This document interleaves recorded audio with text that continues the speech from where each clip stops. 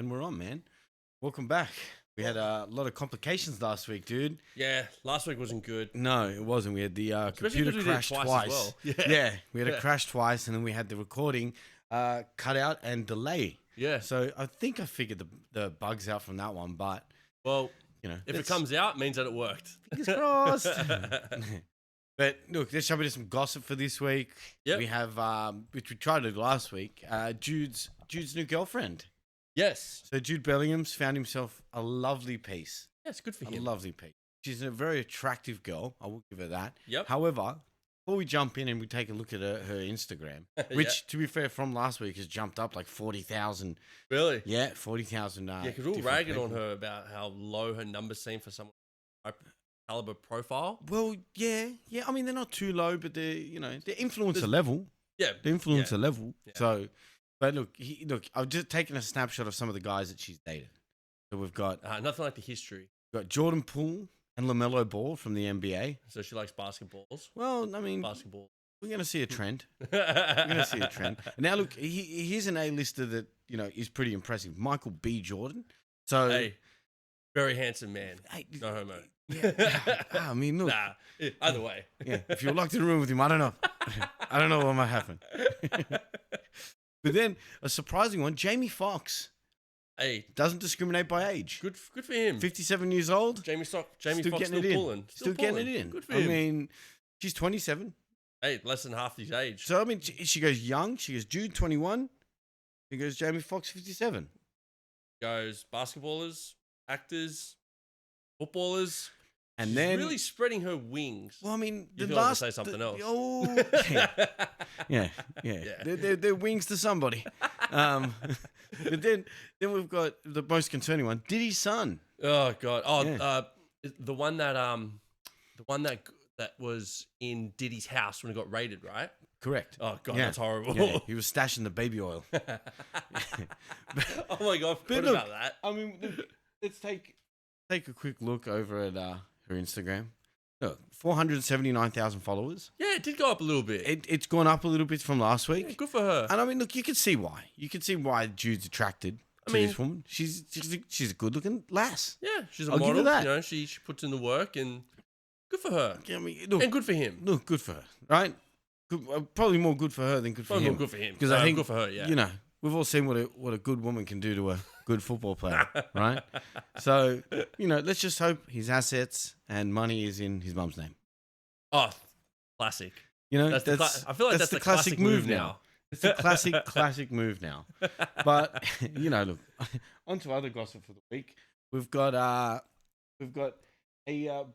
Portuguese side.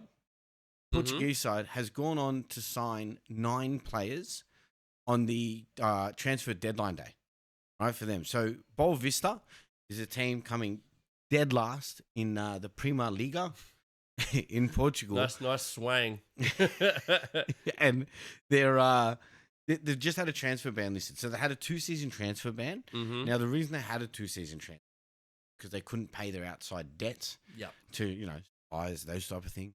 And obviously they've, been sanctioned by the Prima Liga. Let me just roll my R's with that one. However, the names they've signed, all free agents. Yep. But there's some names you'll recognize in there. You've got Thomas Vaclik, who's used to play at Sevilla. Okay. You've got Lovin Kurzawa, who played at PSG. Yep. He was actually like, I remember one stage, man, you were after him. Hey, He was a big name, big right back. He was a big prospect. Yeah. Right? Like 32, 33 now. So Not the oldest. not the old. I mean, look, he can still play especially in the Portuguese league. Yeah. Then you got Marco Van Ginkel. Van Ginkel, yeah. Your old boy. Van Ginkel, yeah, he did sign for Chelsea at a young age. He never made anything of it, though. No. Nah, he always got, I think it was under Mourinho, actually. Second time And Mourinho was there. Then they have a few other names not as well known. They've got Osman Kakai, who apparently is a Sunderland youth player. Okay. You got, these names are terrible. Sidoni Fogning, Vitalia Lysov, and Stephen Vittoria Musakone, and Gaboli Aribi. Well, they signed them recently, so let's see how Boa Vista's been doing in recent times, considering... They've actually won. I'll throw up on the screen, via X, the team. Love how aggressively they've all got their arms folded in this photo as well. That We're coming in to make a difference. We're coming in for some serious And I will business. say they won their last game. They did win their last game, 1-0. They won their last game.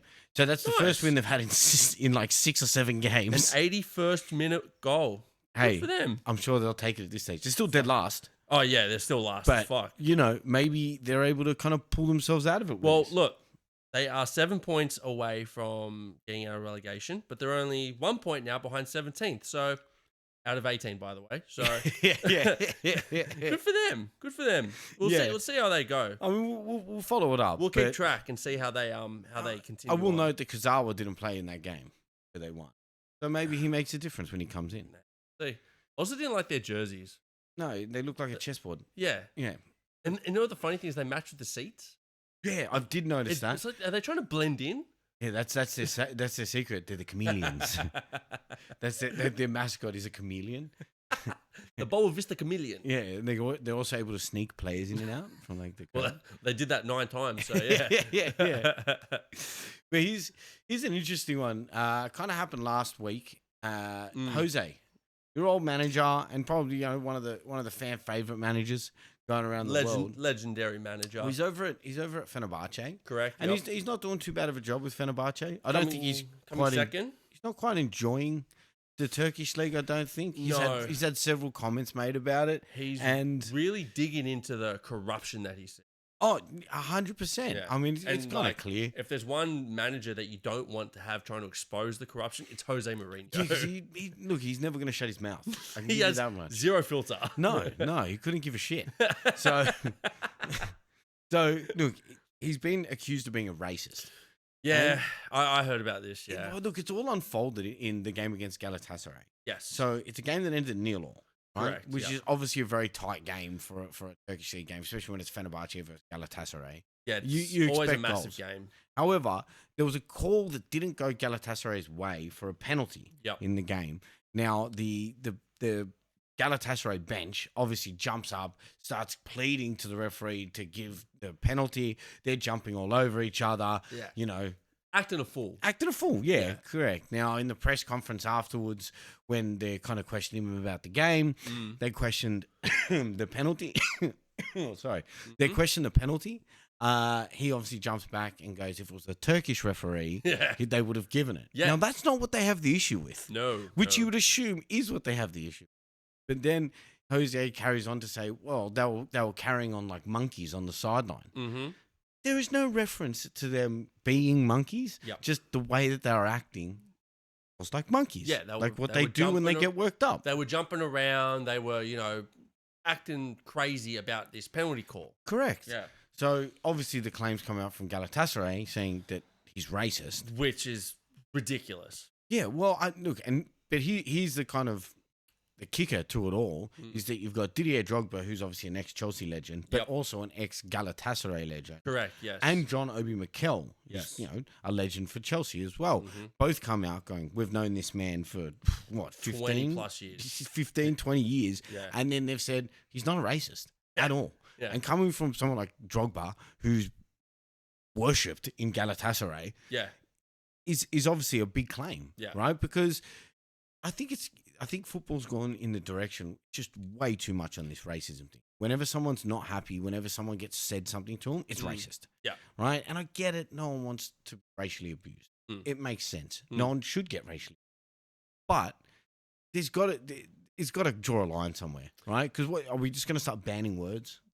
Well, that's like our politics blends into like our lifestyle pretty much. Seems like what's been happening outside of football is starting to bleed into football. Which we don't want to see. We don't want to see that. We just want to watch the competitive game. matches. You know what I mean? That's what I mean. Now, obviously, if he did say something racial, then obviously it'll come out, and then he'll be severely punished for it. But to say, "Oh, he was racist for calling them monkeys," like they're not all black players. Like that's what they're trying to allude to. I say that. I mean, look, this is not the Serie A where you've got them throwing bananas on the pitch. At black players. Yes. Right? That may be classified as racist. That is and racist, I think, but just saying somebody's acting like a monkey is not racist. Yeah, and I think that, getting word from, especially Didier Drogba, who is so highly revered in Africa that he's like clearly this man is not. Yeah, the man stopped an African war. Exactly, you know what I mean? Like how many people can say that, let alone football players? Yeah, exactly right. Yeah. Political, presidents and prime ministers of countries can't go ahead and say that they had that influence on a country, but this football player can, and he's coming out like wholeheartedly saying he's not a racist. Exactly. So I think that was last week. Now it was. There's been no follow up. There's been no follow up, which means that it's dead in the water. Everybody knows that. Now I understand it's a very tight race. I think Galatasaray are up by like 6 points or 4 points or something. So it's a tight race. I understand that like they want to try to. I don't know if they're trying to rattle Jose or if they're trying to like cause a bit more drama between them, but they've just gone the wrong way about it, and it's unnecessary. Hey, look, talk about the football. They're the Real Madrid of goddamn Turkey. They are. Galatasaray is the biggest club in Turkey. Yeah, they're the biggest club in Turkey, and they're really just puffing their chests out with this rubbish. Correct. Right, and it kind of makes them look weak. To be fair. Yeah, I don't like what they did. Win with your skill. Yeah, right? exactly. Not with your mouths. Like, just play football. Play the game. And if they came out and said we didn't like his tactics or we didn't like how the players played or they were dirty or whatever, you go, cool. You can talk about that. Which a lot of English teams did when Jose was in England for all three teams, Chelsea, 100%. Man U, and Tottenham. 100%. A lot of they did that, right? But you go down that path, you just kind of make yourself dicks. Yeah, look, 100%. Yeah. So, look, I don't think anything's going to come of it. If it does, we'll report on it. Yep. But another interesting one that's come out this week, it only kind of come out yesterday, to be fair, Arne Slot with his suspension. So, yes, for the Everton abuse. For the Everton abuse on Michael Oliver. Yes. So it's come out. He did get a 2-game ban and a £70,000 fine, which is pretty excessive, right, for a manager to get. They are trying to cut out referee abuse. So that's why it's a higher fine. I understand that, but at some point, I think some of these refs have to be accountable for some of the calls that they make. Yeah, I get that. And you've got to understand the emotion of that game, right? Because that was probably, you know what? Of all the games that's been played this year, that's probably the most tense, the most highly emotionally driven game all season. I mean, look, both teams of players and managers were getting stuck into that game. Oh, yeah, right? That was full on. There was obviously a big disparity with the foul count that was going on in the game. I think I complained about it on the day. You did complain about it, yeah. I heard plenty of that. Really? And you will fucking listen, man, okay? I don't need to listen to your shit, and you not listen to mine. But what's really come out for this, they've obviously released the statements on what the referee alleges Arne Slot said, what kind of Arne Slot has come back and confirmed he has said. Yep. So what he's gone up and said to Michael Oliver, he goes, if we don't win the league, I will have you to thank. Now, that's what Arne Slot has said. However, in the ref's report, they've gone, if we don't win the league, I'll fucking blame you. Okay? Can I just say that at the time, all Liverpool fans thought that he got a red card for shaking his hand aggressively. Well, do you remember that? Look, that's part of it. That is part of it. Now, that was so funny. Arne Slot hasn't challenged to say that if we don't win the league, I'll have you to thank for that. Right? He hasn't challenged that. He had challenged the swearing part and doesn't think that he swore at him. However, the assistant ref who got the red card, the assistant coach, your assistant coach, who got the red card, was because he went up to the assistant ref and said, "This is a fucking disgrace." Now, that was normal back in the day. Yeah, that's what I mean. Like, refs used to have to actually deal with saying this is a high pressure game. To be fair, I don't think swearing at him is anything that bad. Yeah. Right? In the context of what had happened in that game. Yeah. I think you could have sat there and went, well, all right, Look, they're trying to cut it out, which I find, I will note, and we will talk about this more in the FA Cup, but Michael Oliver has been stood down from all EPL games this weekend. Okay, so we will get into the exact reason why, as you said. Well, it's a build-up of things, right? You've got the Lewis Skelly red card that he hasn't given, that he has given, and then you've got obviously the FA Cup game where he hasn't given a red card this weekend, as well as some of the bad calls that he's made in previous games. It's starting to build up, especially because there's a lot of especially the theory about him in Manchester. There's a lot of eyes on him now, but also, now anytime he makes a mistake, it's like, bang, there's another one. This is what I had said around the Liverpool-Everton game. I think it was too big of a game for him to officiate, given the amount of kind of scrutiny he's under, and the amount of mistakes that have physically been overturned and publicly stated that he's been making mistakes. I just thought it was too big of a game for him to officiate, and it was proven, right? I just think it was proven. So, look, obviously he's been stepped down. We'll talk more in the FA Cup section, but he's already served a game. He has, yeah. So he served one game. The last one against Villa. No, against Newcastle. Newcastle, he was in the stands. Hey, not too bad. You guys won 2-0 without your coach or your assistant coach on the sideline. Yeah, correct. Well, the funny thing was the coach we had on the sideline is Heitinger, who's an Everton legend.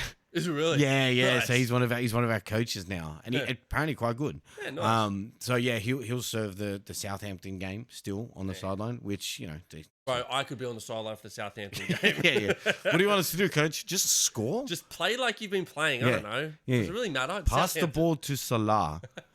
Look, I think at Southampton you pass it to Nunes. yeah, just pass to Nunes 4 or 5 times. He'll get a goal. He'll get one eventually. Hopefully. Then look, continuing on with the refs. So the LaLiga, another week of just ref bashing. Yeah, dude, I'm sick of them. I've had enough. You know what? I'm applying. I'm getting my grade 1s.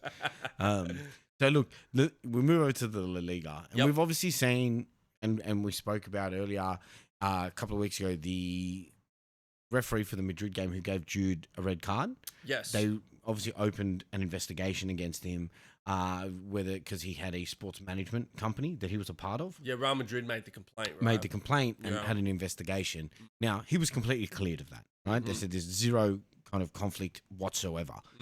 Now, several referees have refused to officiate Real Madrid versus Atletico this weekend. As the report says, a formal complaint lodged by Real Madrid with the Spanish Federation over the refereeing system in the Liga has caused a lot of outrage in the country. So referees don't want to ref them anymore because it's not a fact that the eyes are on the referee for what they're doing. Real Madrid is just attacking these refs. Yeah. Like systematically attacking them. Almost it's like a Godfather situation. We're gonna give you an offer you can't refuse. Excellent accent, by the way. It's very it's pretty much official bullying. You know what I mean? Like on a big scale. Yeah. Well, you've got Perez, right, coming out and saying we want the English referees to come over and do La Liga because of the corruption. So, and you're like, hang on, you guys are the corrupt ones. No, we're good. You're all corrupt, not us. So, do you know who's going to be reffing? Because it's not going to be a Spanish referee, right? No, so it won't be a Spanish referee. It'll be an international referee. Hey, I mean, work for Jose. See how it goes. It's kind of ridiculous. Right, because it's on such a world stage. Like, what are we saying? That they're physically cheating? Like, they're taking money to go against Real Madrid? Like, yeah, there's a big conspiracy, right? That's what I mean. It sounds like something out of a WWE line. But it's a conspiracy that Madrid's creating. No one else is saying it but Madrid.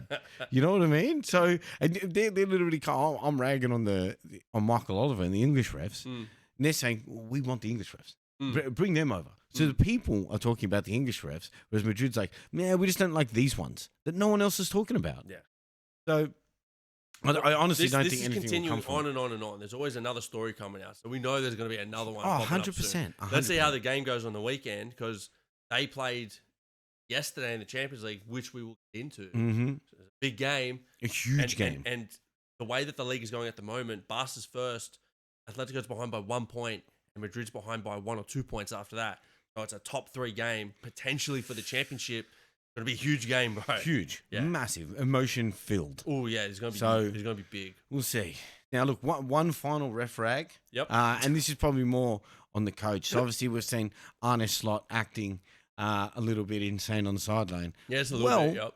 Lyon boss Paulo Fonseca. God damn. Fonseca. There we go. You know? He's been banned for 9 months. Yeah. So Arne Slot has nothing on Fonseca. No, dude. So obviously, he's the Lyon manager. Yep. So he's been suspended for his conduct in his matchday duties for almost 9 months for angrily confronting the referee. He's gone up to the referee, pushed his head against the referee, and like a headbutt like you know how football players do it. They go and put their head into him and just gone insane. So he was sent off during the game, and once he's been sent off, he's pushed his head towards the official Benoit Malo during Lyon's 2-1 win over Brest. They won. Yeah. They won the game. Do you know why he went so crazy? So it was obviously like different calls within the game. I think it's relating to a penalty call that they wanted against Brest where one of their players gets slide tackled and he goes down and there's this whole kind of tussle in the box. Yep. It goes up to VAR. VAR does not give the penalty. Now, I was trying to find a video that had English subtitles on it because obviously all the videos you want to know like what just you're talking about, right? Just in French. Yep. So all I can see is them arguing in French and then no penalty given. And then it kind of cuts to him on the sideline just losing his shit.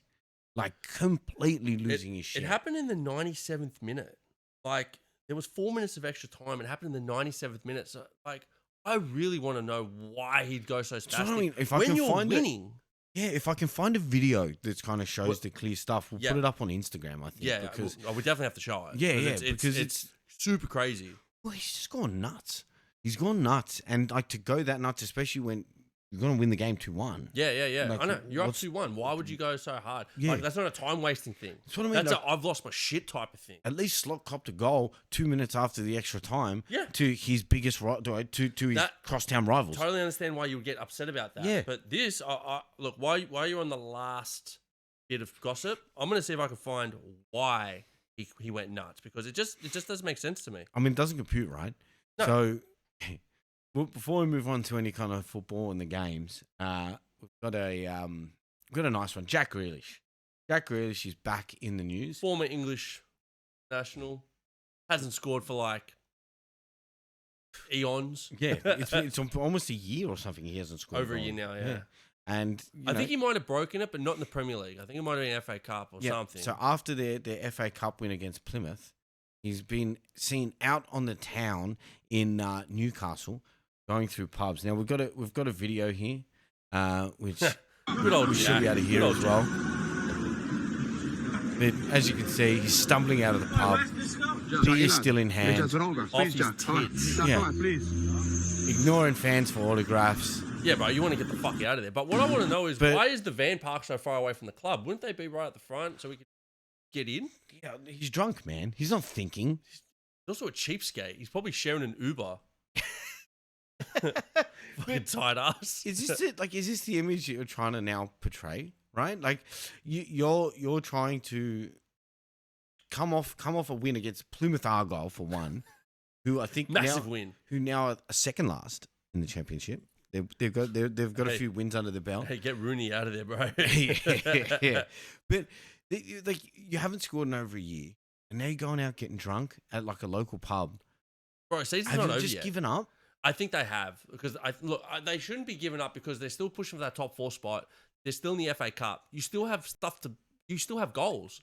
Why you get shit faced after a game against Plymouth? And he most likely will be able to play in the FA Cup. I think the writing's on the wall for Jack Grealish at Man City. I'm pretty sure they'll take whatever money they can. There's get a from lot him of at players stage. that I think the writing's on the wall. They've already started their rebuild with their big January spending. Yep. So Jack Grealish, I have heard, is one of the players. Through my sources in. Yeah, that's what I mean. I've been on the phone. I've been hooking up. Fabrizio? Yeah. Yeah. Me, bro. Yeah. That's what I mean. I DM him. Yeah. He doesn't reply. We're like that. Yeah. I've just had, at this stage, just had like harassment. He's like, please stop DMing me. I put out everything as soon as I know. Give us the inside scoop, Fabrizio. Hurry the fuck up, man. Yeah. But look, that's all the gossip for this week. Why don't we jump into Matchday 27? Yeah, let's do Matchday 27. So, who do we want to start with? Well, how'd you go on tipping first? Oh, I got 6 this week, which I was happy with. I think I had one of my best weeks. I got 7. Nice. 7 this week. That pushes you back out to 4. For 4. So, yeah. So I think you're 130 on 134. Nice. All right, sick. All right, so which game do you want to start with? Why don't we start with Brighton and Bournemouth? All right, Brighton-Bournemouth. Well, I had Brighton in this game. Yep, had Brighton as well. Yep. Now, the game finished 2-1? Yeah, it was 2-1. We had goals from João Pedro, Danny Welbeck on Brighton, and then Justin Kluivert for Bournemouth. The first one was João Pedro, gets taken down by Kepa in the box. Mm-hmm. Penalty. I find this one interesting, right? Because Kepa does come for the ball, and he does collect the play. Tries to pull out, of the tackle, and João Pedro just kind of kicks it ahead of him and just takes the foul. Yeah. So which is very common now. Yeah, it is very common now. Even though they're not going to have no chance of getting the ball, it's still technically a foul. That used to be a requirement that they had to have some chance of getting the ball, right? And now it just seems like if they can just get their foot to the ball first, that's all that matters. Yeah, I understand, but yeah, you could literally belt the ball in front, take the foul, and you'll still get a pen. I agree. Sometimes it should be a bit like, especially if they're like, say that's the line and they're here. They kick the ball forward and you get taken out. Bro, you've got no chance of getting the ball. No. Shouldn't be a foul, a penalty. But because it's a foul outside of the box, they call it a foul inside. I get it, but it's harsh. It is harsh, yeah. So, look, they got the pen. And, look, the only other real highlight was Matoma hit the post in the 38th minute. Again, Matoma's been killing it. Hey, and that off that cross as well was super hard to get. Yeah. Right? Like, he had to kind of almost go get his foot backwards to make to get connection on the ball. Still gets power on it, too. Freak. He's ever since that $95 million offer from Saudi Arabia. He proved himself, right? He's now got. It's like they've gone. Brighton have gone. Look, we've kept you for a reason. Prove to others why we were right, and he's just gone fucking hectic. What we all thought it was crazy to keep him for to keep him. 95 mil from Matoma would have been a great piece of business. Yeah. But they showed faith in him, and he's paying him back 100%. Second half. We talk about Kluivert's goal, mate. The worldie, yeah. What the fuck, dude? Where's Kluivert come from? Remember the start of the season, all he could score was penalties. Yeah, right. And now all of a sudden, the only reason why he scored is because he would gotten only into score fifth gear. Yep, and that goal was just literally my thing is wow. Yeah, it was definitely a worldie. It's got to be up there as one of the top 10 goals for the season. Oh yeah, because he just hit it and it stayed hit. Yeah, he just cracked the fuck out of it. Then 10 minutes later, Verbruggen makes a massive save on Altara. Now, He's got to be top 3 keepers this season. Verbruggen is apparently in the sight of Man U. Apparently, Man U want Verbruggen. And you know what? Fuck, they've gone through some keepers. You know what? That would not be not a bad buy. No, not at all. He's a great keeper. Great keeper, yeah. Great keeper. I think that's and this save that he made changed the game because he makes that save. 5 minutes later, Welbeck comes on and scores. Mate. So instead of them going down 2-1, Verbruggen saves it, and Welbeck scores, and they go up 2-1. Arsenal have all these problems with strikers. And here we go. Found a way to destroy Arsenal. The strikers they sell score, right? Danny Welbeck. All right, Danny Welbeck's getting on in age, and they thought he couldn't do all the games. Mate, have him on the bench. Have him on the bench. Keep him around. Pay him something. Having Moreno start as a striker. Oh, yeah. We bought a new number 6, guys. You want to play striker? Number 9? Yeah. Just turn that 6 upside down. Yeah. You're good to go. Fucking idiots. And yeah, that was the end of the game after that. So, good win for Brighton. No, 100%. Still on fire. I think they've won like 7 in a row or something. Hey, like their form, it's almost like they've traded form with Bournemouth. Bro, straight out. Like Bournemouth went on a run and Brighton was a bit shaky, and then they've really flipped the script on their form. They've won 5 in a row, and that was after losing to Nottingham Forest 7-0. Yeah. You know what I mean? So really kicked them in the pants, bro. Really, really fucking put a rocket up their ass. So, no, very good win. Well, then we had the Palace-Villa game. Palace-Villa. So, I had Palace. I had Palace in this one as well. And I thought that was a great tip because, Villa have been playing. Villa are so up and down. Well, and this game shows it. They got rid of Duran. It's really and it was a big goal outlet for them, right? Because they then had the option. If you had Ollie Watkins up front and you needed to bring somebody on, you bring Duran on, and he was a goal option for you. When you need a goal, he went and got it. And I think in this game, it's a perfect example of it because the goals didn't come till late. Yeah, that's right. So it was what? It was 1-1 for... So it was 1-0 at half-time. So Sarr got his goal after having an offside goal taken off, a goal taken off for offside. So you can see Palace were dangerous.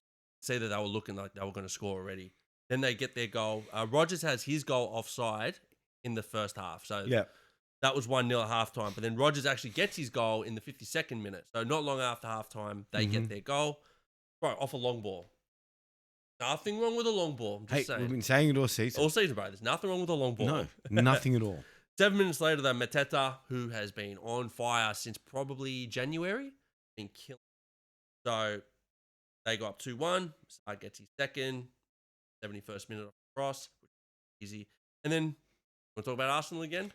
Nketiah, to be fair, that's his first goal for Palace. It's his first goal for Palace, yes. But again, it's an Arsenal player. We've seen it with Fulham. that they sell these players who then go on to go for another team. Iwobi had a nice little purple patch at the start of the season. He's done jack shit since like December. That's true. But he went on a nice little patch. He has done absolutely nothing. He's done sweet fuck all for probably about 4 months But now. it's just they get rid of these players who can be effective in their team and then go out and buy other players. Yeah. It baffles me why they would do it. It's they think that it's an upgrade. Now I kind of get it. Like you think like, oh, we're going to buy this player for 60 million. It's an upgrade from buying someone that 3-4 years ago for 30 million. I get it. It sounds like a good upgrade. It doesn't always work out that way. Though. And as we can see from this season, players that are playing in other teams, it's not working. No, not at all. Fulham next. Yeah, Wolves and Fulham. Look, this one's pretty straightforward. I had Fulham in this one. I had Wolves. I had faith in Wolves. I thought Cunha's in form. Cunha was in form, yeah. I thought they could do something. And then Fulham, like we've been saying all year, Fulham just seemed to play at the same level as the team their opposition. Correct. You know what I mean? It's Like, almost like they don't have their own style. No. They're just going to make up how they want to play on the day. And Brian Sessegnon scores after a minute. A minute, yeah. I forgot he was in the league. He has jumped from team to team. Remember, he was like the hottest prospect coming out of the championship, 5 years ago? Oh, probably longer than that. I think it was way before COVID. Yeah. Way before and then he went to Tottenham. And I thought when he went to Tottenham, like, this is a mad upgrade for him. Mad win for Tottenham.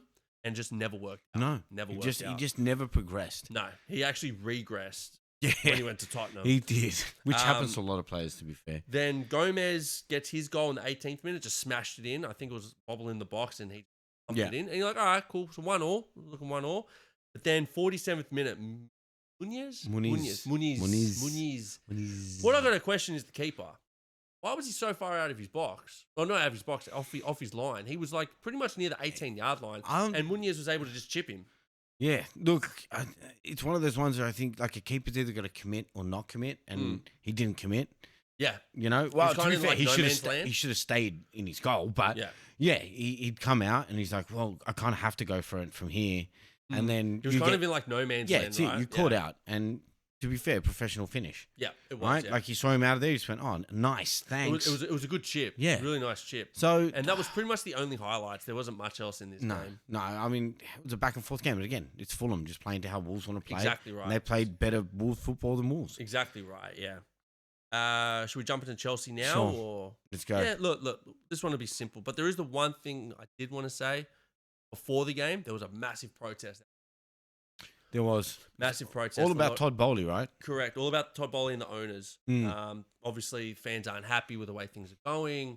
They're not happy with a lot. Like there was, they signed some rugby player to help out with chemistry.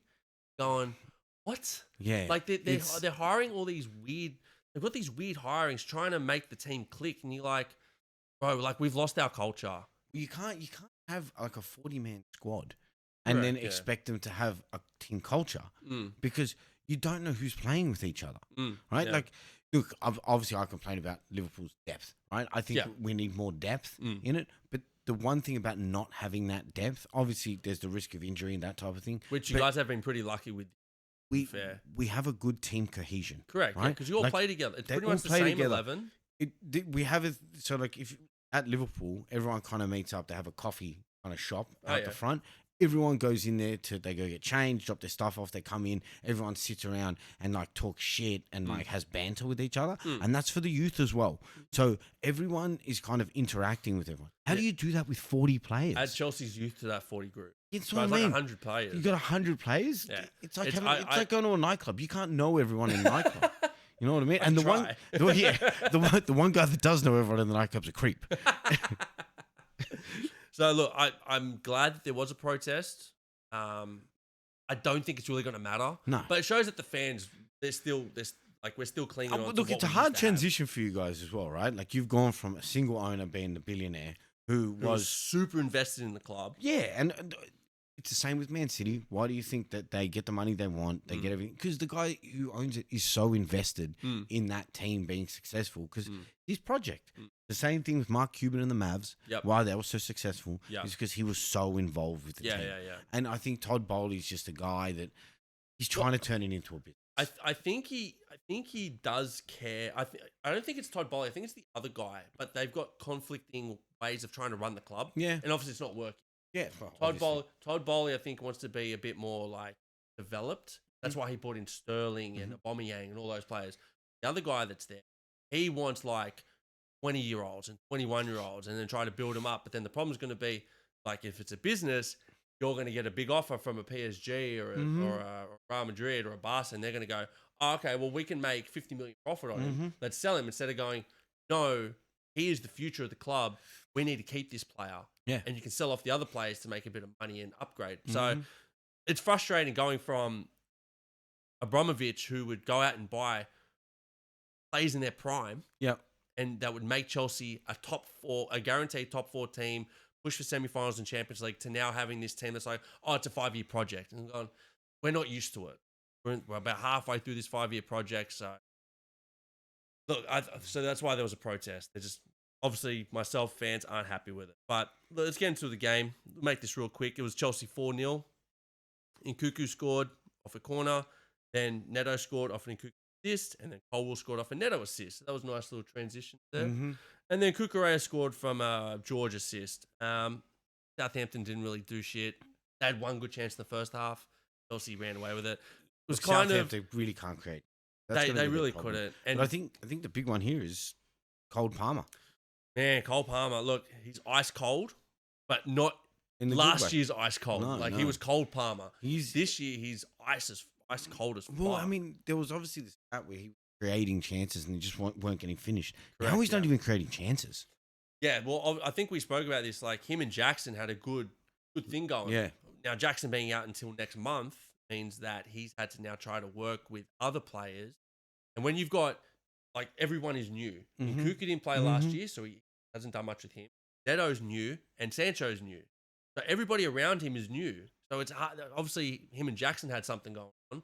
That's fucked, and now he's not doing shit. Yeah, no, look, it's concerning. He's been in my fantasy league scoring nothing. Yeah, 0. He got 1 assist, which was from an own goal. So, but look, they got the win. They're now 1 point outside the top 4. So see how they go. Where are we going next? Brentford, Everton. Right, I had a draw in this game. I had a draw in this game as well. And again, I thought, yes, I'm going to get James on this one. Yeah. Nope. Okay, the flop of the match, Beto. Whoa, yeah, I knew you would like this one. Fucking dude, as soon as I put him in my team, the bloke, he's on like a 5-game scoring streak. Yep. Was it 6 goals in 5 games or something? Bro, and then ever since David Moyes got there. No, he did, because he scored against us. David Moyes was there. Oh yeah. And then I put him in my damn team. I get 1 goal out of him. And then what did he miss? 3 1-on-1s? 3 1-on-1s. He had 2 1-on-1s. So he had 2 1-on-1s within 3 minutes of each other. So in the 39th minute, he had a 1-on-1. Brain fart. Then he had another 1-on-1 saved by Flecken 3 minutes later. You're going, you got to bury one. Good save by Flecken. It was a good save by Flecken. I'm watching this game because I had Flecken as my goalkeeper for my fantasy league. So you're counteracting each other. And I'm sitting there and I'm like, oh, good save. Come on. And then as soon as they scored, I'm like, oh, well, fucking shit. and it wasn't better. No. Fuck. So look, 0 at half time, and Mbembo hits the crossbar and Wissa follows it up. So Brentford got up 1-0. And then O'Brien, first goal for Everton. I didn't know who this guy is. I have no idea either. Yeah, O'Brien. I'm like, oh, okay, you make glass. Cool. Yeah. Yeah, fix my windshield, O'Brien. No, I'm going to score for Everton. Yeah. Thank you. Yeah. And then 88th minute, Beto has another 1-on-1 chance, and it was saved again by Flecken. Flecken had a good game, but Beto, bro, that's a shocker. It's for the form that he's in. 3 1-on-1s, 3. It's a shocker. It is, yeah. That's just a horrible game. So, yeah, ends 1-1. Then we had Tottenham and City. Tottenham City. Now, I had Spurs in this one. Hey, I had Tottenham too. Because they got a great record. The last 3 times 3 or that 4, Ange has versed them, they've won. Yeah, Ange has a great record against Pep. But look, City got the goal early, nice and early. Haaland got his goal. He celebrated like he really loved that goal too. I bet. No, I would too. If you had been beaten by this team so many times in a row, you get that goal, bro, you'd be cheering for that. I mean, it's just the levels that we've seen City at, right? Like we've obviously seen them competing at the highest level, beating Real Madrid, winning Champions Leagues, that type of thing. And now all of a sudden he's celebrating to beat a Tottenham team that's 14th. Struggling for points. Like it's just the levels to their season success now is so different. It's dropped massively. Savinho missed a good chance in the 28th minute. I still think he sucks. Doku, the way he's so good, Doku. I think he doesn't get enough credit. You know what it is? He doesn't get the stats. He doesn't get the stats. He doesn't get the stats. You watch him play and you're like, damn, this guy's a problem. It's like Adama Traore, right? Like he can beat you. He's pacey. He likes to take players on, but he just doesn't get the stats to really back up his like kind of skill level. Luka Modric, right? Like Luka Modric, we always know as one of the greatest midfielders. But when you look at like his goals one of his goals and assist stats, bro, terrible. Yeah, but I mean, it's the same as like a lot of those midfield players, right? Where they're the ball before the assist. Yeah, the assist of the assist. They start the play. Yeah. Whereas like Doku's in a position where he needs to get the assist. He's an attacking winger, pretty much. He's an attacking winger, right? He wants to take players on and get inside. He should be getting more goals and more assists. Yeah. I think man of the match for him was Vicario. Man, he made some fucking cracker saves. The difference between him and the other kid that they bought is night and day. Like, don't get me wrong, the other guy that they bought over is good. He did his job that he had to do. He did his job, exactly right. But Vicario is just next level. He's so good. And he was a big reason why Tottenham started winning. Yeah. Edison made a good save against Danso, who had a pretty good game. Odegaard just missed the goal from Poro cross. Poro, right, he was killing it. He had so much space down there. He's had a roller coaster of a season too. He has. He's gone from like scoring big bangers at the start of the season, big assists, and everyone had to have him in his team. And then playing in the FA Cup against Tranmere or something. Yeah, Tranmere Rovers. He played Tranmere and he got beaten like 50 times. Yeah. And you're like, hang on a second, is this the same player that we're talking about? I just don't understand him. And then in injury time, Haaland gets a goal. This end of this game was fucking crazy. So it was like 5 minutes of extra time. Haaland gets a goal, but he was off. No, it was a handball. They had a handball, right? So another 2 minutes. Anyway, as soon as like they get the foul, Tottenham pass through straight to Poro, crosses it in, comes off Son, and Sarr just isn't able to like get his head on it. Yeah. Just misses it. Yeah. And you're like, oh, bro, if they got that after just having the goal written off, they would have gone fucking spastic. Yeah, oh, bro, 100%. It would have been a 100%. Great. They probably deserved to kind of get a draw out of the game. I feel like City were a little bit better, but Tottenham never gave up. They never gave up. And that's what you're always going to expect from an Ange team. Then we had the Man U Ipswich game. Well, look, I picked Man U in this one. I had Ipswich. You love betting on Ipswich, bro. No, I love betting against Man U. Now, I will give it to Man U. They did win with a man down, but all 3 goals were from set pieces. And can we also say, Dorgu sucks, dude. They've signed this guy. Leave the kid alone, bro. No, dude. He's terrible. Onana's also terrible. Yeah. Okay. Now, Onana I can give shit to. He's experienced. He's older. Dorgu's like 19, bro. Leave the kid alone. Nah, dude. Sucks, bro. Sucks, bro. Is it Philogene Badache? Philogene something. Anyway, I just call him Philogene. Philogene, yeah, we'll call him. I like that name. It's a good name. He came from Everton. Oh, did he? Yeah. Oh, cool. He was gifted a goal in the 4th minute. Yeah. Your 2 guys that you just named, Dorgu and Onana. Yeah. Now, who do you blame that on? Onana. I blame Onana. Yeah, you blame Onana. There was no need for him to come out. There was zero need for him to come out.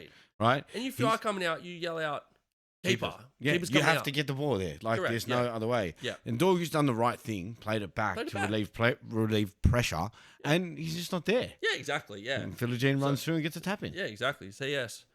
And then 22nd minute, there's an own goal from Morsi after Bruno's free kick. Bruno's still making everything click in that minute. Well, he's doing everything. He's doing everything. I don't think he's the leader, right? No. Because he's not making anyone else better around him. Yeah, he's just doing everything. I think if he had a proper leader, he could just go off and do his own thing. He'd be a lot better. Yeah, you want him as a second. As a second, exactly right, yeah. And then Delit scores after 2 saves from the goalkeeper 4 minutes later. So goalkeeper made a couple good saves and then and he. So. Can I say there's obviously a problem when you're winning the game 3. You win the game 3-2. Your 2 centre backs score the goals. Yes. Delit and Maguire. Yes. Like that's a problem. Yes. Right. Which we've discussed about like Hoyland and Xerxes. They're putting in the outlet. No. The output that they should be. You know what I mean? No goals, no assists. Like, it's pretty average. Yeah. But that's 2-1. And then Norgu mentioned gets a red card. Now, it was definitely a red card. Yeah, dude, he hit it, bro. See the guy's Hutchinson's legs bent back? Bent. Yeah, dude. dude. That was not good. It's not good. You can ruin someone's career like that. 100%, yeah. I mean, we've seen it with And then I understand he didn't do it intentionally. There's no malice, right? Like he's not trying to break his leg. What was the guy that Ramsey? Yeah, Aaron Ramsey when he had his leg. At the Stoke, you know what I mean? It wasn't like that. No. But still, that was fucking bro. wrong. But that's what I mean. Like you've come into a challenge rash. Yeah. In a game that's like getting heated, and then obviously that challenge almost loses the game for me. Yeah. Because Ipswich gets on top after that. Well, they equalise in the second half. Again, Philogene. Mm-hmm. Now, obviously, he's trying to cross. Yeah. Definitely trying to cross, but makes it literally goes through 5 people. And, hey, Nestle's in the back of the net. Mm-hmm. And he's like, okay. I'll take it. I'll take it. He gets his first goal with the easiest tap in ever. And then the second one's like, I'll take that too. Take those. Just my day. And then Maguire, as you said, Maguire scores they go up again 3-2. Now, 3 set pieces. I think that's the only way Man U are going to be scoring for the rest of the season until they get the players that Amorim wants, until they're able to invest in, get rid of the players that they don't want anymore. So, look, as long as they don't get relegated, I think that's the best that they could do. I don't see them winning Europa League, but they can try. I think the rest of the season will be who does Amorim want to keep? That's pretty much going to be. All right, who are we going after that? Well, Forest? we got Forest and Arsenal. Well, we can be quick Forest. on this one. Yeah. I had a draw in this one. You had a draw? Yeah. Very good pick because, obviously I had Forest, and you're right. I have 3 points in this whole game. This was so boring. That wasn't one of my points, by the way. Yeah, because, well, you know what? Look, the reason I picked draw is because I knew Forest was going to have a defensive game. Okay, I think Chris Wood is dropping out of form. Yep. Right? And to be fair, the season he's had, at some point it had to happen. If he stopped this season now, he's had easily the best season. The best season of his career. Easily, that's what I mean. Right? They've got the most out of him. So I'm like, I don't really see, especially with Arsenal's defense, him getting too many opportunities. Yep. And with his slump in form, he's going to need more than one to get the goal. Correct, right? yeah. So kind of played out exactly how I thought it was. A complete defensive game. Because totally Arsenal's got no one to attack. They've got a 17-year-old that they're relying on. Yeah, in one area. Yeah. Like, it's just, you shouldn't be relying on a 17-year-old. I'm sorry. Yeah. So these are my 3 points. Calafiori hits the post after his nice turn in the 20th minute. Arsenal tried to score off corners, did not work. And there were 3 shots on target from both teams. 3 shots on target. They need to sack the set piece coach, bro. They got a mural. Yeah. Tear it down, baby. Because he's just been copying Liverpool's goddamn tactics. Yeah, straight out. That's all he did. Yeah, they're like, we created this. I was like, no, we did it in preseason. And you've just copied it. I'm waiting for him to do the Dominic Soboslai goal. Oh, my God. We'll get into it, but I'm waiting for him to do it. It'll come. Livo, do you want to do Livo Newcastle now? Yeah. I mean, look, I think it was a pretty I had a draw in this game. I know you always go against us, bro. It's not I'm against you. I didn't know that Ishak was out.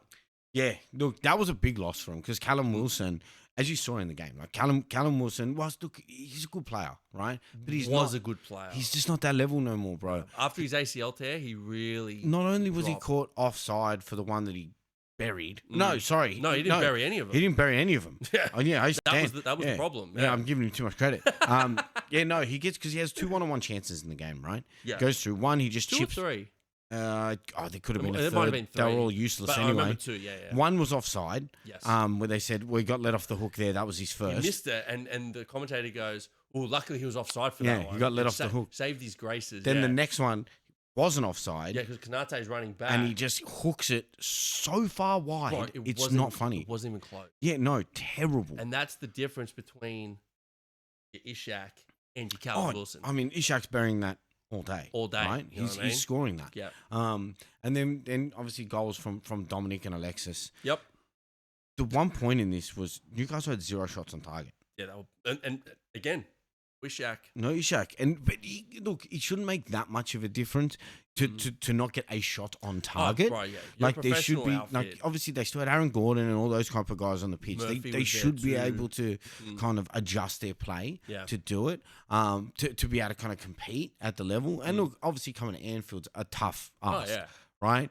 But yeah, look, I think it was super easy game for us. Slot wasn't even on the sideline, no assistant coach. Yeah. We're able just to kind of cruise through, which we needed. Which you did. And I don't even know if there's any more to say on it, realistically. Nah, that was easy. Look, the one thing I put here is Szoboszlai goal looked like it was in slow motion. It did.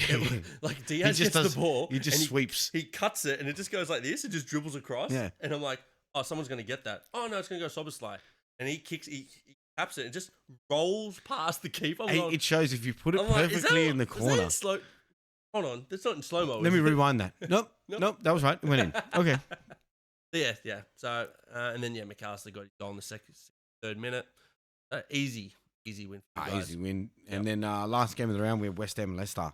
I don't know why the fuck I picked drawing this, but I think I must have gone, there needs to be more draws in the game. You pulled a me where I kept tipping Leicester. Bro, I don't know what I was thinking. 10 games ago. Especially after West Ham beating Arsenal. I'm like, why the fuck would I tip draw in this? But I tipped the draw like an idiot. Yeah, I had West Ham. Yeah, easy. I think it was pretty clear. It was clear. Souček got his goal in the 21st minute. I don't know. I think Leicester's given up. I honestly think they've given up. Well, I mean, I always go back to who will score for Leicester. Yeah. Who? Hey, to be fair, they came out with the list of the worst players in the Premier League. Dude, how is FaZe not on the list? I'm not listening to that list. That's bullshit. Yeah, it is bullshit, dude. I don't know how they've rated it. Just so everybody knows, Archie Gray was number one. Yeah. The kid's 18 years old. Can you fucking leave him alone? And he's just started. They're like, you got to play every game. You got to play. You play Western Premier League. I'm like, really? Come on. I'm like, Leicester haven't won a game in how long? Wait, didn't Archie Gray score a goal? He has. He scored. He's done more than FaZe. Leave him alone. Is it that FaZe hasn't played all the games? I don't know. I don't know. Because he's terrible. Look, they just looked way too casual in this game. It's like they did not care. And then Vestergaard got an own goal in the 43rd minute. Again, it looked like they had zero care. They did not give a fuck. So, which is crazy because they're only 5 points out of the relegation zone. Yeah. You get a couple draws and a win, bro, there's your 5 points. But they seem like they don't give a fuck. No. So I just don't think they're capable. No, I don't think they're capable. I don't think they're capable. I don't think they have the options or the players to do it. They didn't invest in January. They've almost accepted their fate, right? They definitely. They've almost accepted their fate. I think you're right. Yeah, they could have went and found players and thought, nah. Yeah, it looked like there was no fight. It just looks so casual. I mean, look, they've been through a roller coaster, that kind of club, but right, yeah, going from nearly getting relegated to winning the title to then Champions League and their owner dying in and then their owner dying helicopter and then they crash. get relegated. Then they win but their manager goes now. The manager and captain leave. Like, yeah, what are you doing? That's harsh. But yeah, 6 this week, so it was a good round. Hey, look, 7's my top tip for the. I think we can officially say now that Liverpool's going to win the title. Yes, I've already started putting it on my personal Instagram. Yeah. Look, Arsenal, we're 13 points ahead, 13 points key. I know there's a game in hand, but there's still 10. That's still 10, which means you have to drop 4 games. Yeah, we've got to drop 4 games and out of 10 or out of 11. If we win 5, right, and we have 6 home games remaining, one of those against Southampton. Yeah, which is this week. Right, yeah. so realistically, if we win 4 more games, we've won the title. So, to be fair, we may win it at Stamford Bridge. Oh, really? Yeah, nice. We could win it at Stamford Bridge. Excellent. Yeah. First time we've seen a title there for a while. May the 4th. May the 4th. Star Wars Day. Yeah. Great. All right, where are we going next? Why don't we run through the FA Cup? All right, let's stick to England and let's go FA Cup. So there were this is round of 16 just happened? Yeah, well, what are they? Round 5. Yeah, round 5, round of 16. Yeah. So round 5. We'll just quickly run through the results. Yeah. So, Aston Villa beat Cardiff 2-0. Yeah, easy win. I think the only point for this one is to say Asensio. Yeah, got a double. What a transfer. Yeah. Only loan. Yeah, I know. I think they'll end up trying to splash the cash for him, to be fair. Yeah. Then we had Crystal Palace Millwall. Whoa. There's something to talk about in this fucking game. I can tell you that much. Now, I'm sure everybody's seen our Instagram Reels has gone out. Yep, which we made. Fantastic. Yeah, we're proud of us. Yeah, we're proud of us. Proud of ourselves, yeah. I'm sure there's better out there, but fuck them. They're not couch pundits. No. But yeah, look, Palace won 3-1, but the big moment happened in the 10th minute. I mean, that Millwall keeper has come out. Yeah, his name's Roberts, I think. He's come out like a house on fire and just fully kicked Mateta in the face. Liam Roberts has come out and just given him some sweet chin music. Yeah. Dude. And poor Mateta, bro. He copped it, but square in the face. Oliver doesn't give him a red card. Now, this is the point that you wanted to bring up before. Because, so Michael Oliver does not straight red card this guy. He doesn't give him a card at all. And it goes to VAR, in which VAR goes, maybe you should look at it. He's kicked him directly in the face. Yeah. I know that Joey Barton's come out What on his Joey Twitter. Barton say? Joey Barton said, just get up. You're soft. It's not a foul. Players should protect themselves. The keeper has every right to go for that ball. Bro, he's a spastic. He such a spastic. To be fair, this is the same guy that kicked his partner in the face while she was on the ground. So he has a history of this type of thing. Well, yeah, and apparently on women. So, good for him. But yeah, no, look, Palace 1-3-1. Yep. And I think the Millwall fans are in a bit of trouble too. Because not only were they do? So there was racist chants that apparently have come out. Yep. And then there's also chants in which as Mateta's getting taken off the pitch, they were just chanting, let him die. Wow. Okay. Yeah. So apparently Millwall's getting an investigation and potentially a big fine. Probably well deserved. Yeah. Yeah. Next game. Preston North End versus Burnley. Pretty sure we said that Preston were going to. Yeah. They did. 3-0. Yeah, that was easy. Then we had a crazy game. Bournemouth and Wolves.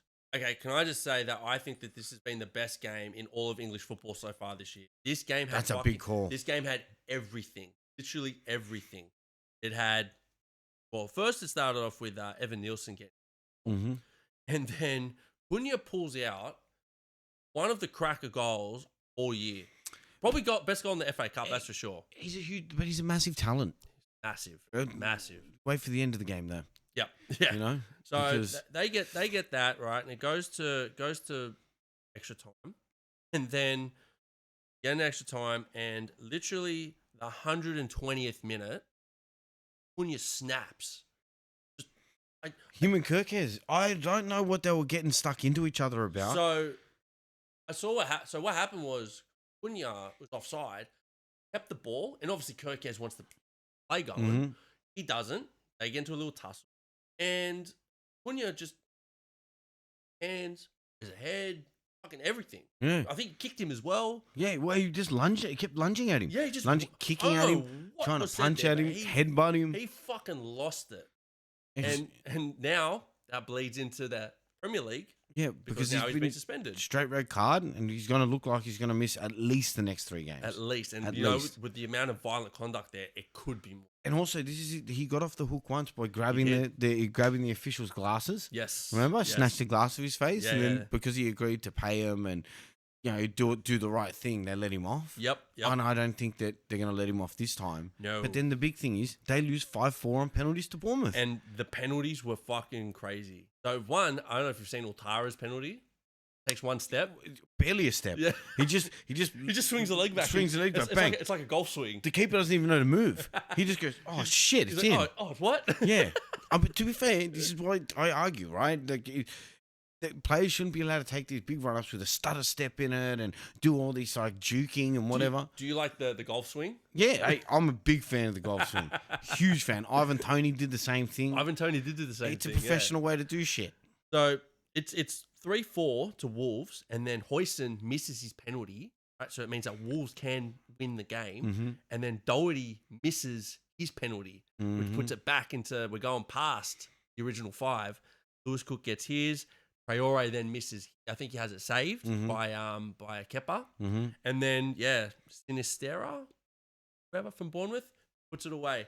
This game literally had everything. Cracker goals. We had red cards. We had extra time.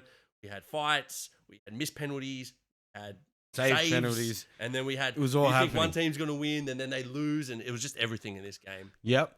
And then we had the Man City Plymouth Argyle. Plymouth Argyle was the kind of Premier League killers going through, beating all the Premier League sides. Didn't they beat? So they've beaten. They beat Brentford. Brentford. Then They beat us. you guys, and then they went to City away. And you're like, City away. And to be fair, it looked like they might get a result out of this game. I was praying for a draw. It was 1-1 for the longest time. I don't think that they scored City did not score the leading goal. 76 minutes. 76 so it started. So Plymouth scored first. Mm-hmm. And you're like, oh my God, it's happening again. Yeah. I'm like, oh my God, it's going to happen again. Then O'Reilly, nice young boy. Yeah, nice young lad. He gets a double, and then look, it's 2-1, and then De Bruyne gets his goal in the 90th. Now, obviously, Plymouth are pushing, leaves them open, and De Bruyne gets his goal. Probably not deserved because he's playing like dog shit. But yeah, look, Plymouth's historic run is now, unfortunately, but Man City kick on. Yeah, then we had Brighton, Home Albion, and Newcastle. Again, another crazy game. Well, it was kind of ridiculous because of all the overturned goals in this, right? Oh, it's crazy. Right, Yeah. so Ishak opened and scoring 22nd minute. And he had Minte equalising 44th minute. Yes. Then there was just so many overturned goals. I think there was 1 or 2 from Ishak in the game.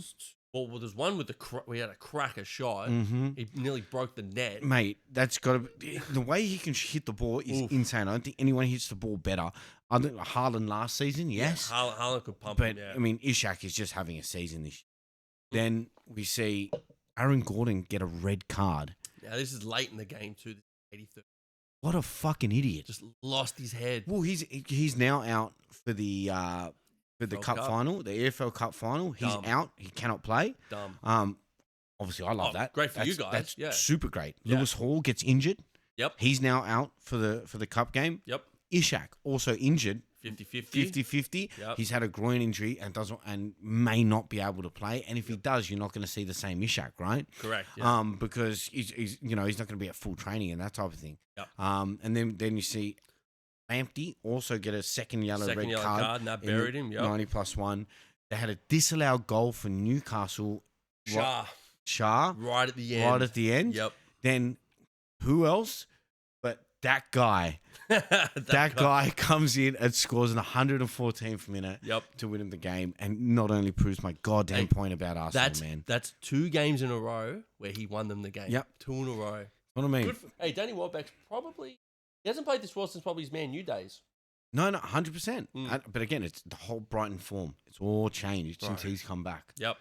Straight out. You're 100% right. He was injured for a bit and they struggled. I know that he's on I know he's on the bench and doesn't always start and he's like a starter and he's not and whatever it is. But he just gets on with the games. He does. He doesn't stop running. And I think that's a big quality that he brings. Yep. And then the last game was... No, we've got 2 more. The Manchester... Sorry. Man U's the next one. Yeah, Manchester Fulham. Yes. This game was kind of hilarious, to be honest. Yeah, in your view, yeah. You know. Yeah. Starts off with Bassi. Now, I don't know if you remember, Bassi actually scored at Old Trafford last time they played. Hey, that's not bad, eh? That's not bad. He's figured out his niche. Yeah. It's Man U. Yeah. Play at Old Trafford every week. And then 71st minute, Bruno Fernandes, who we just said has been doing everything for Man U attack, scores again. Mm-hmm. Then we go to penalties. Finish 1-1. And look, did you know Willian went back to Fulham? Yeah. Good for him. Yeah, I know what the solution is. London. He's played at Chelsea, Arsenal, and Fulham, all London teams. He really likes London. He probably bought a house here. He's like, oh, I can't sell this thing. I shouldn't have bought it. I'm overextended myself. And then look, they go up to 3-3. Lindelof misses his. Captain Anthony Robertson. And can I say, photo comes out of Lindelof wearing a goddamn dress. Not just a dress. Like, all right, wear whatever you want. But he's standing there with a bottle of champagne looking very fruity. Very feminine, yeah. And wearing this, like, sequin dress that's going on. And the tagline is just, no wonder the guy missed the penalty. Like, mate. Hey, wear dresses, you're probably not going to score a penalty. That's just justice. And then you're one of your favourite strikers, Xerxes, missed. Mate, all right, he's 19, but he's better than Højlund, bro. He is better than Højlund. He's better than Højlund. Remember when we were saying, Højlund, we feel bad for Højlund because he doesn't get the service? Yeah. Well, bro, that can only we can only give you so much leeway so long. At some point, you've got to start creating something. You got to start doing something. You know what I mean? Because it's just like, get involved in the play. I get it. You get a bit of leeway where it's just like, it's a slack situation to be in. Yeah. But you got to create some kind of chances. Yeah. It doesn't create nothing. No, it does nothing. Yeah. Last game. Nottingham Forest and Ipswich. This was not what I expected. You know what I thought was funny? I didn't realise Musa Mulonga was still at Ipswich. Yeah. He's played only 7 games this season. He's been injured. Because I remember you played Ipswich in the first game, and I remember Massimo. Yeah? Massimo's there. Him. Yeah. Hasn't done shit. No. He's got 0 stat lines. So it started off with Ipswich scoring. And you're like, oh, upsets on the cards. And then 15 minutes later, obviously happens. Penalties. Everybody get the first 9 penalties, all scored. Mm-hmm. Jack Taylor, last penalty for Ipswich. Unfortunately for Ipswich, they are now out, which leads us to quarterfinals. So we've got the first game of the quarterfinals. We've got Fulham and Crystal Palace. I think that'll be a good game. I'd go Crystal Palace in that one. I think they're more consistent. I would probably go Crystal Palace too. But you know what? I'm going to go draw Palace to win in extra time /pen. Okay, that's very specific. Why not? Then we've got the second game, Preston versus Aston Villa. I think Aston Villa get this game. I'm going to go Preston. You're going to go Preston? Preston will go through. Okay. Villa are playing too many games at the moment. Preston are doing pretty well in the championship. Yeah, we need an upset, right? Then we've got Bournemouth, Man City. I'm going Bournemouth to upset. Yeah. Look, I think City will get through. But look, last time Bournemouth played at home, I think they won. So I just don't like Bournemouth's form. They have slumped in They've form. slumped. They have slumped. When they won, they were in their top form. Yeah, that's for sure. Yeah. But I'd stick with Bournemouth just given they're the home team. Yep. Then we've got Brighton and Nottingham Forest. I think this is going to be a crazy game. Yeah. That Brighton-Nottingham Forest game, because I think Nottingham Forest is going to hold up. But I think Brighton's in too good a form, and I think they'll get the win. I think Brighton's in too good. Nottingham Forest are better at home as well. So look, I'm gonna go with Brighton. Nice. Well, why don't we jump into the European games that we've got?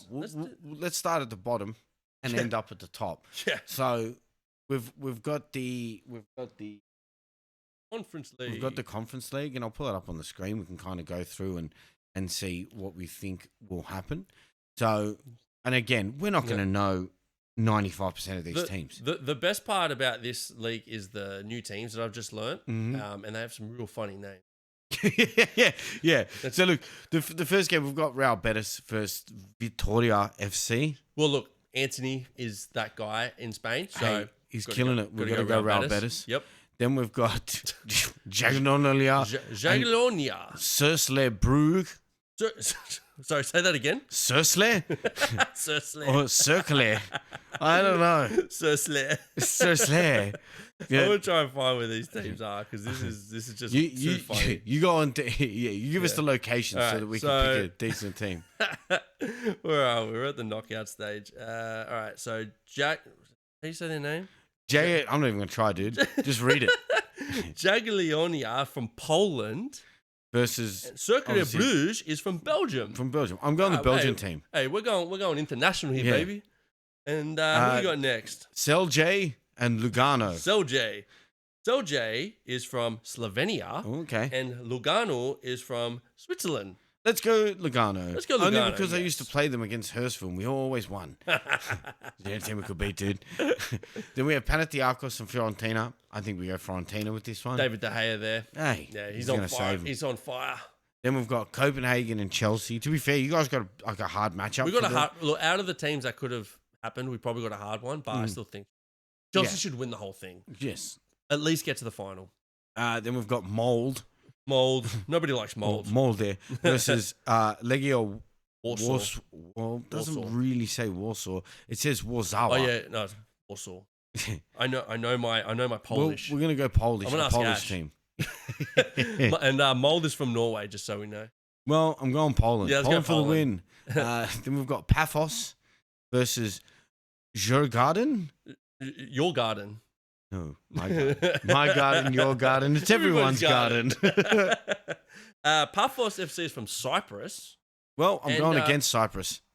Well, your garden is from Sweden. I'm going Sweden, You're going baby. Sweden. Yeah, I mean, ladies. They got hotter women, yeah. Then we've got Burak. Yeah, against SK Rapid. Well, Burak is from Bosnia. I'd go... Rapid Vienna is from Austria. Yeah, I'm going to go Rapid because I like the name. Yeah, cool. I like the name. And That's the Conference League in a nutshell. Quick, we know nothing about it. we don't know. All we know is that we're going international in this. Then we've got the Europa League, which we're going to know a lot more. So we've got Tottenham versus AZ. I think this will be a tight game, to be fair. Or like AZ are coming like 6th in the Dutch league, out of the Vest there. I don't know if that's kind of a fair comparison because I think Tottenham are getting all their players back though. They are. Apparently Van der Ven and Romero are close to coming back. Well, why don't we go Tottenham then? Yeah, let's go Tottenham. I actually have Tottenham win the whole thing. It'd be great if Ange could win the whole thing.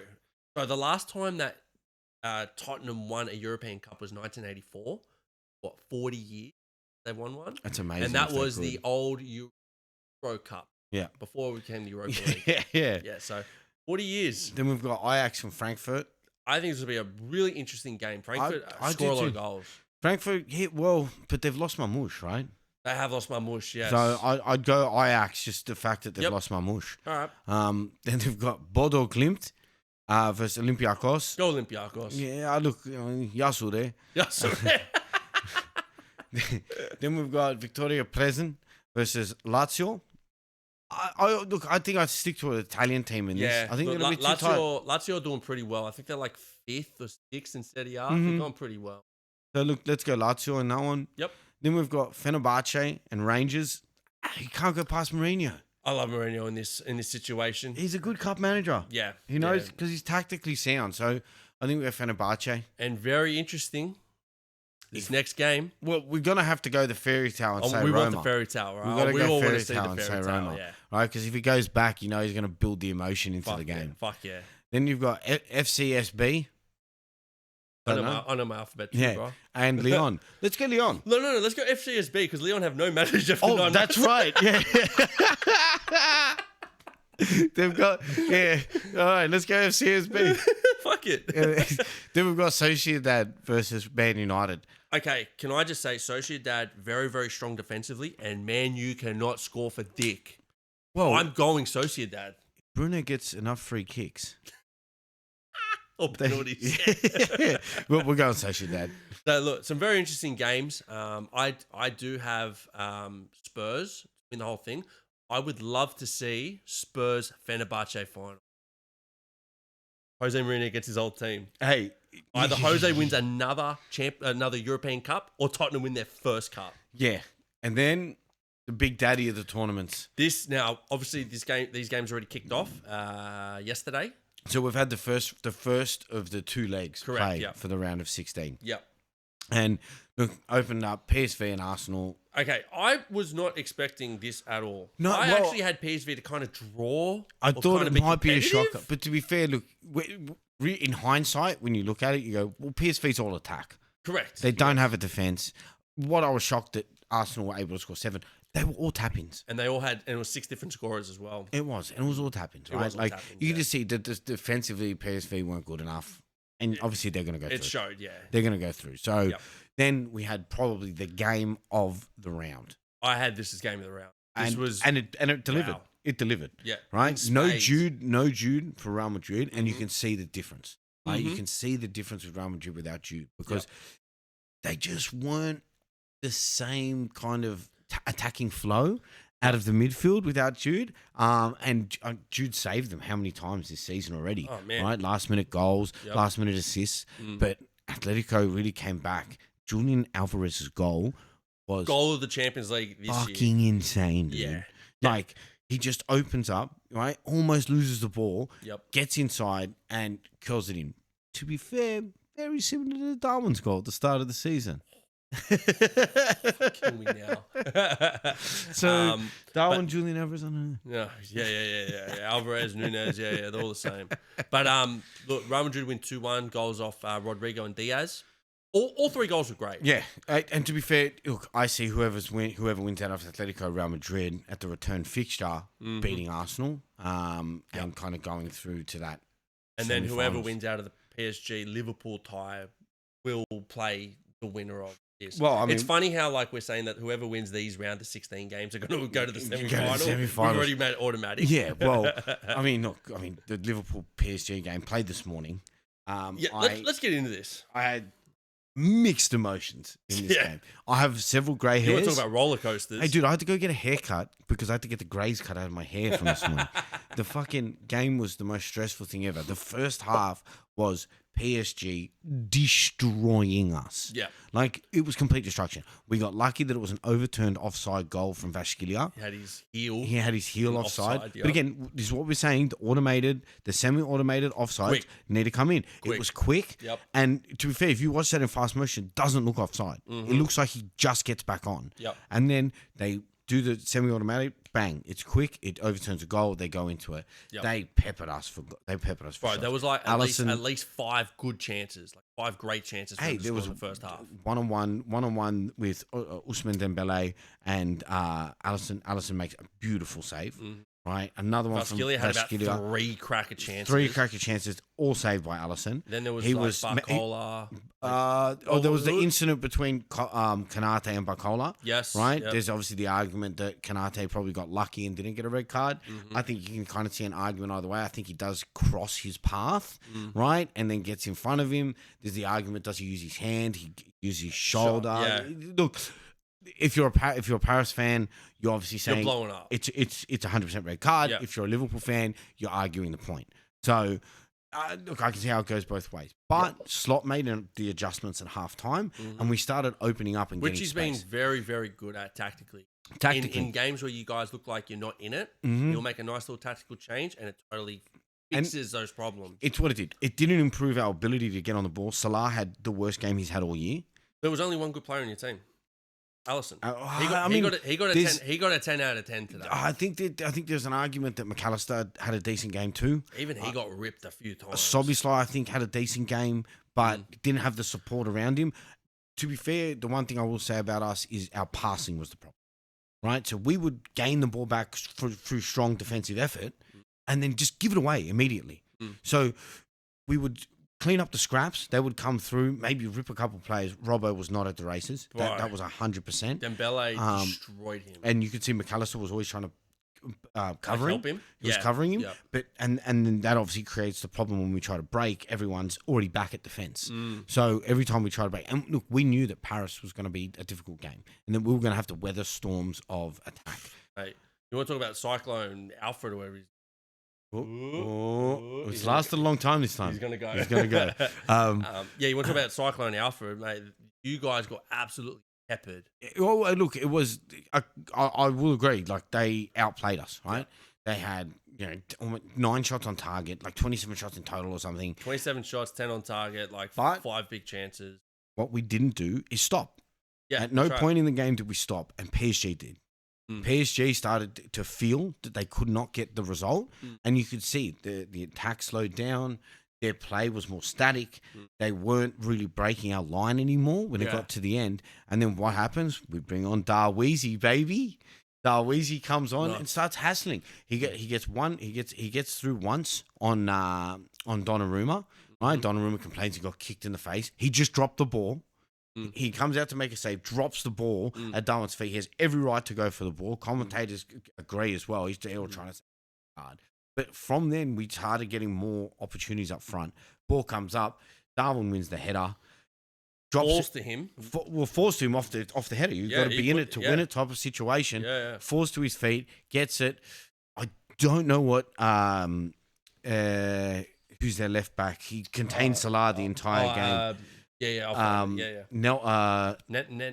Mendes? Nuno Mendes. Mendes, Nuno Mendes, for some reason, tucks into the centre-back position, leaving Harvey Elliott, who just come on, 0 touches of the ball, comes running in, gets the layoff from Darwin Núñez, plays the ball. Donnarumma is caught one-footed, so he's moving one way, tries to dive back the other with 1 foot, no power, bang, goal. 2 minutes left in the game. This was a snatch and grab. It's the biggest snatch and grab we've seen in fucking years. How many times have you seen it in football? If you don't take your chances and you let the other team get into it, that's it. So now they've got to come to Anfield. Down by 1. Down by 1. Yep. That's not. They got to try and win at Anfield. That's not an easy thing to do. Only Forest has been able to do it this year, right? Yeah. And then that was purely because they sat 10 men behind the ball, which they can't do. Which I mean, Paris, please sit 10 men behind the ball. Yeah, You don't have the midfield or the defense, but now you've also seen Slot has seen you guys play. So he's going to come back, I think, with a different team. I think we'll have Cody Gakpo back by then. He's going. Yeah, he's going. So I think we'll have Cody Gakpo back then. So it's going to be an interesting return tie. Yep. Then we had Club Brugge, Aston Villa. Yeah, look, it was 1-1 for a while, and then there was an own goal and a pen. Yeah, which Villa put away. Now Club Brugge actually had the same amount of chances, but they just didn't take them. Whereas Villa took their chances. And that's just the English team for you, right? Correct. They know that they can't create that many chances. So I see Villa going through. Well, they're already up 3-1 away from home. Yeah. Next leg at Villa Park. So yeah. Then we had an interesting game: Benfica and Barcelona. And we're just talking about teams taking their chances, but Benfica did not take their chances, and they're gonna be punished for that in the next game. Yeah, 100%. Right. So Barca had their centre back Barta sent off. He's that 17-year-old. They've got quality player. Yeah, quality player. Tries to make a tackle from behind, misses the ball completely, takes the player out. Unlucky, because if he got it, it was a cracker tackle. 100%. But yeah, it just misses. Goes over the ball. Yeah. Like fuck. And then Benfica didn't take their chances. Rafinha scores a fucking beautiful goal. I want him drug tested because I think he's on steroids. Yeah, he's come out of nowhere. He's come from Leeds to Barcelona, which was a confusing transfer. Everyone's going, why would they get some guy from Leeds? Like, that was weird. Yeah. And now he's just been like, now he's their main player. Then we had Dortmund and Lille. Can I just say he's already doubled best output? Really? Yeah.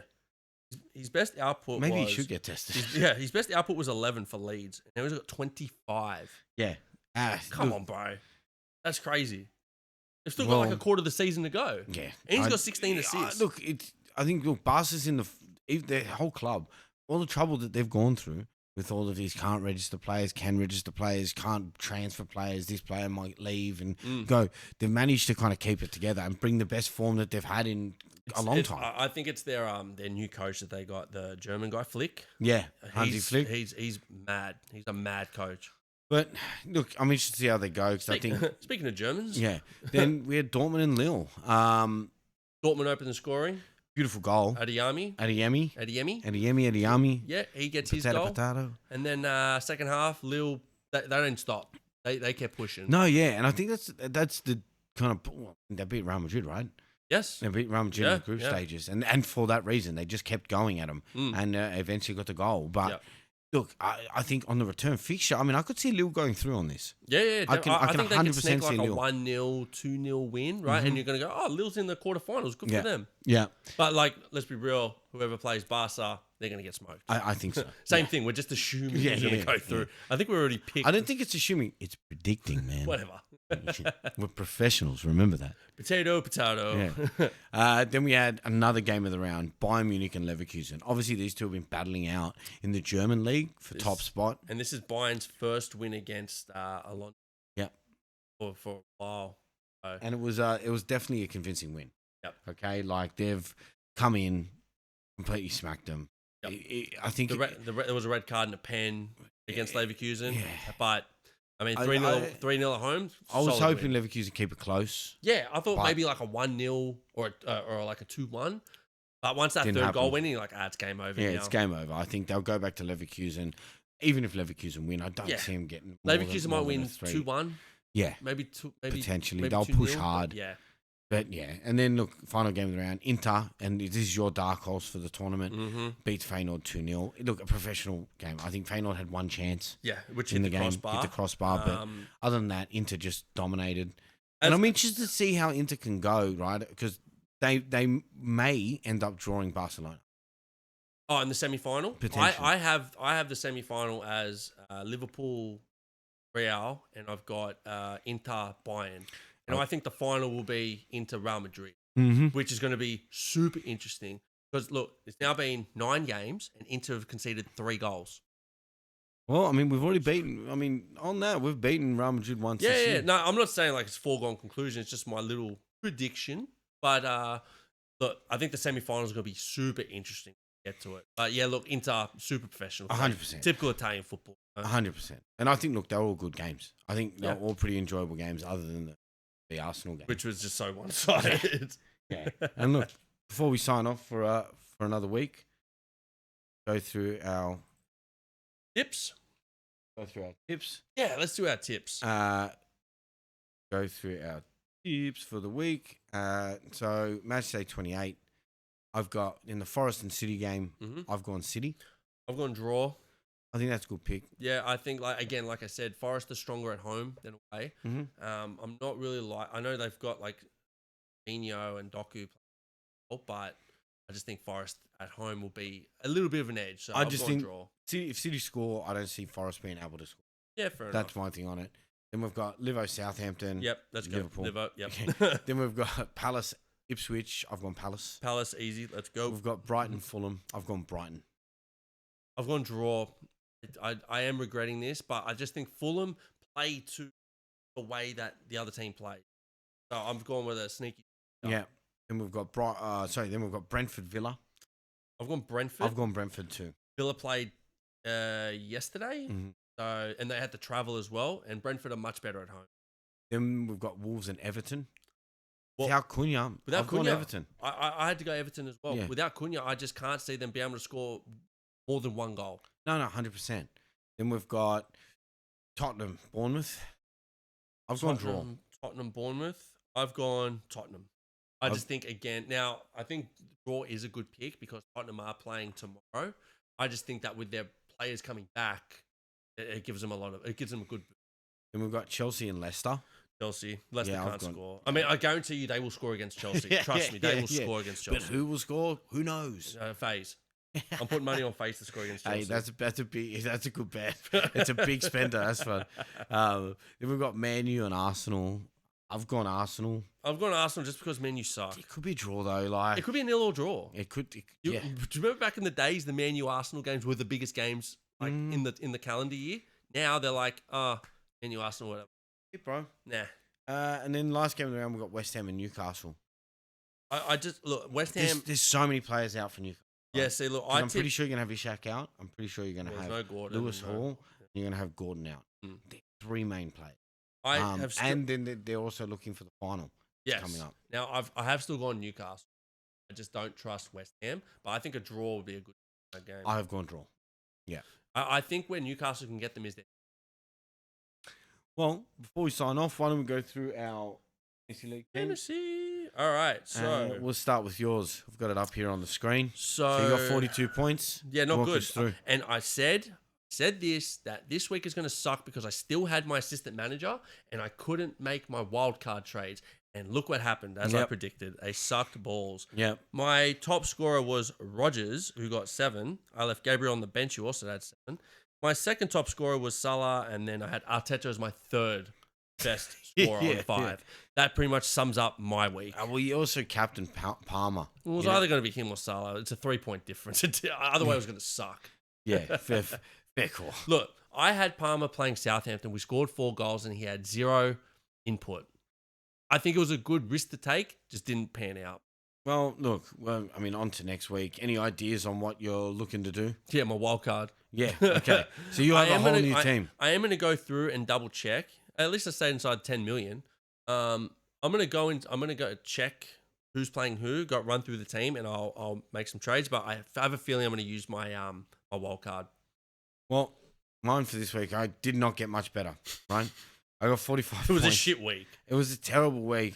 So, I mean, look, I got Captain Salah, which, to be fair, that was other than Gabriel was my best player. Yeah. All right, Sells, I could have put on for Flecken. Who would have thought? Another 3 points. Who would have thought that? Yeah. But, like, looking at it, I'm like, average points 53. What the hell could I have done with my team? Yeah, exactly. I don't have a shit team. No. It's just I'm not getting the points that I need. And now Cunha's out. Cunha's out, so I've traded Cunha for Wissa. Oh, good move. Yeah, Wissa's been killing it. He's in form. I think the Christie move was goddamn mistake. So, look, I think that was the one sub that I've made, so Wissa comes in. I'm still waiting. I've still got a bench boost to go, and I've still got assistant manager. Yep. I think I've decided when I'm going to use it. I ain't dropping the information until close to the date. Cool. Can't wait. Yeah. So, all right, well, on to until next week. Round 28, we've got 11 rounds to go. Peace out, people.